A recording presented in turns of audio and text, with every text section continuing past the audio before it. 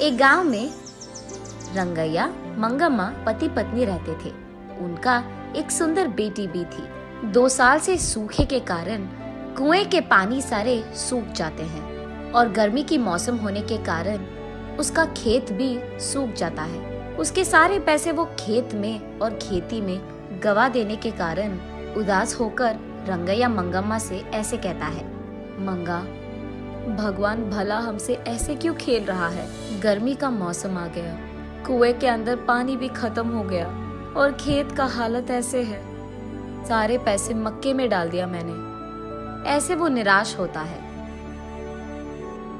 इतने में उसकी बेटी लक्ष्मी आकर पापा ऐसे कहते हुए हंसते हुए प्यारी सी नन्ही सी उसकी बेटी अपने पापा से गले लगाती है। अपनी प्यारी बेटी को देखते ही रंगैया के चेहरे पे मुस्कान आ जाती है। वो उसके सारे दुख भूल जाता है।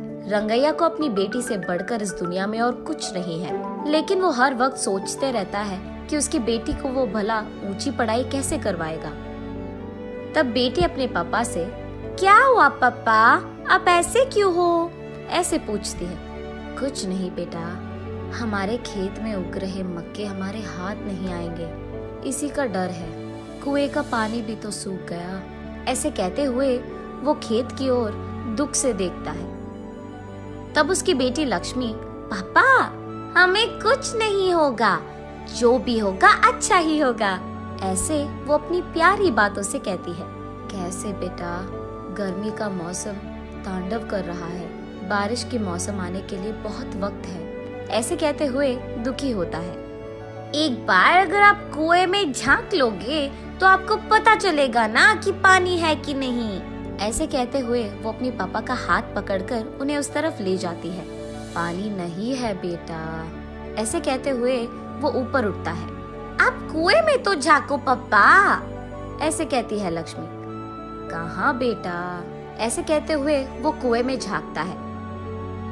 कुआं पूरा सूखा रहता है। ये लो पापा, ऐसे कहते हुए वो उसके ग्लास में मौजूद पानी को कुएं में डालती है।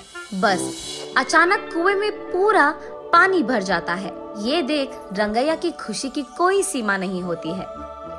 वो उसकी बेटी को उठाकर, तुम मेरी बेटी नहीं हो, इस घर की महालक्ष्मी हो, ऐसे उसकी तारीफ करता है।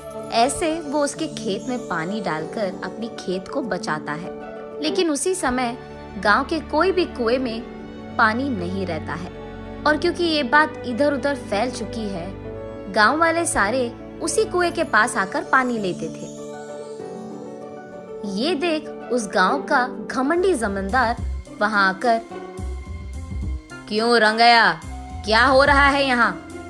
मेरे कुएं से पानी निकालकर तुम सारे गांव वाले ऐसे कैसे उसका इस्तेमाल कर रहे हो?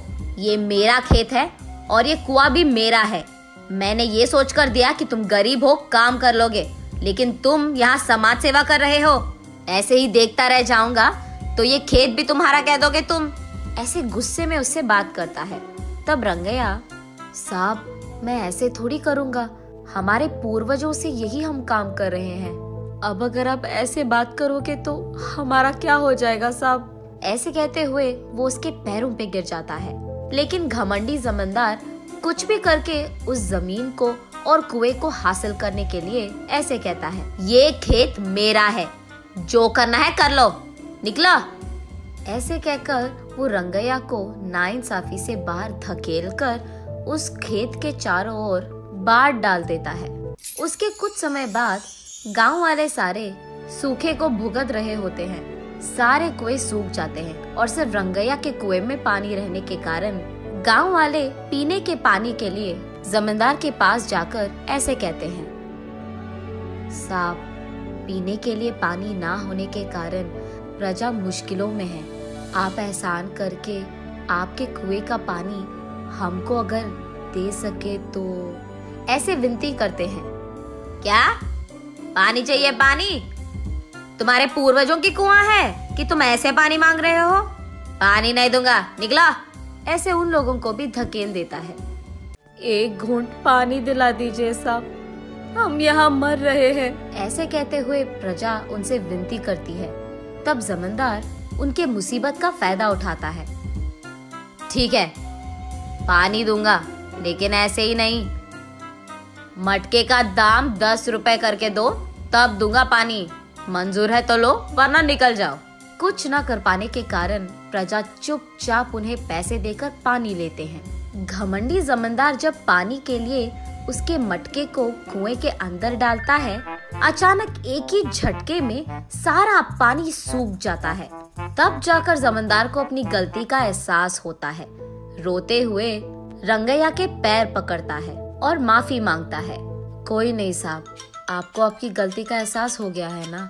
तब जाकर वो रंगैया की बेटी की सहायता से जब मटके को कुएं के अंदर डालता है तो अचानक पानी पूरा भर जाता है कुएं में और सारी प्रजा इस घटना को देख बहुत खुश होती है। रंगैया उस पानी को सारे गांव वालों में बांटते हुए, खेती करते हुए खुशी से जीता है।